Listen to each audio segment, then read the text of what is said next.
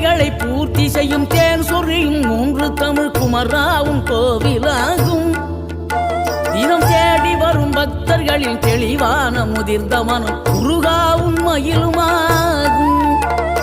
வேடனுரு கொண்டு பெருவேங்கை மரமாகி நின்ற வென்றீர் அணிந்த முருகன், நீ வாடுகின்ற உள்ளமதில் வற்றாது அருள் சேர்க்கும் வானோர்கள் போற்றும் தலைவன்.